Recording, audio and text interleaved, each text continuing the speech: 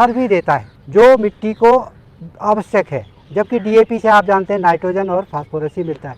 तो single super phosphate यदि दें तो उसमें करीब 16% फास्फोरस होता है, 12% सल्फर होता है और 21% कैल्शियम होता है, जिसको कैल्शियम और ये भी सभी एक तरह से आवश्यक पोषक तत्व हैं, इनको भी प्रयोग करना आवश्यक है।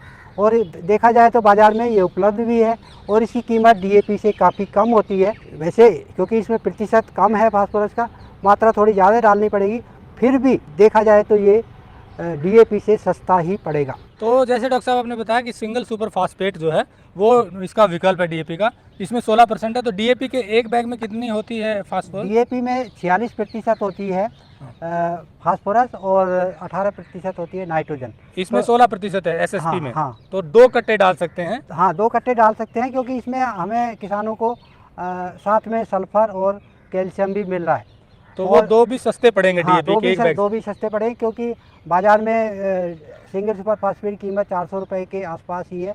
तो 2 बैग, जबकि डीएपी की तो एक बैग की ही 1200 रुपये से ज़्यादा है। और इसके साथ अगर नाइट्रोजन के लिए यूरिया डाल दें तो फिर दोनों का सही हाँ, हो जाएगा निश्चित कॉम्बिनेशन। निश्चित वो उसका कम्बिनेशन बना के किसानों को देना है। इसके अलावा आजकल एनपीके फर्टिलाइज़र भी उपलब्ध है, 12, 32, 16 और इस तरह की चीज़ें भी उपलब्ध हैं जिनको अभी प्रयोग कर सकते हैं। उसमें नाइट्रोजन, फास्फोरस, पोटास तीनों ही मिल जाता है। इसके अलावा कुछ जैविक स्रोत भी हैं, क्योंकि यदि हम डीएपी या सिंगल सुपर फास्फेट जैसे स्रोतों का प्रयोग मिट्टी में लगातार करते रहते हैं तो देखा जाए तो उसका 80% मिट्टी में ही रह जाता है। तो उसको उपलब्ध कराने के लिए हमारे पास जीवाणु खाद हैं जिनका प्रयोग किसान कर सकते हैं और वो बहुत ही सस्ते स्रोत हैं। उसके लिए 2 स्रोत किसानों के पास उपलब्ध हैं।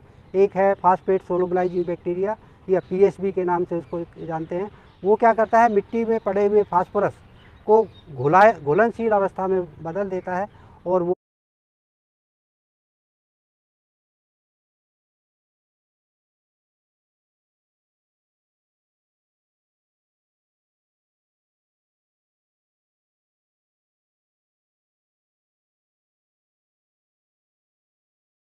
This ad is a reminder to pay all your bills on time.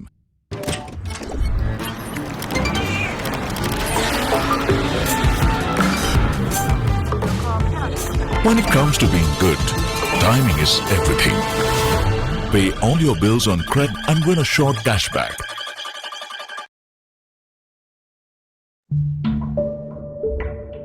Bharat अब निर्भर नहीं रहना चाहता, क्योंकि भारत ने देख लिया है क्योंकि जब भी कोई संकट आता है या कोई देश प्रतिबंध झेल रहा होता है तो सबसे पहले सप्लाई चेन ही बाधित होती है, जिसका खामियाजा भारत पहले भुगत चुका है। आपने हालिया यूक्रेन रशिया के बीच हुए घमासान तो देख ही लिया होगा, और इसी कड़ी में एक बड़ी खबर रायबरेली से निकल कर आ रही है, जहां एलएचबी व्हील के पहले बैच को भारतीय रेलवे को हैंडओवर कर दिया गया है और ये आत्मनिर्भर भारत के विजन को साकार करने और ब्रांड इंडिया के विकास में बड़ा मील का पत्थर साबित हुआ।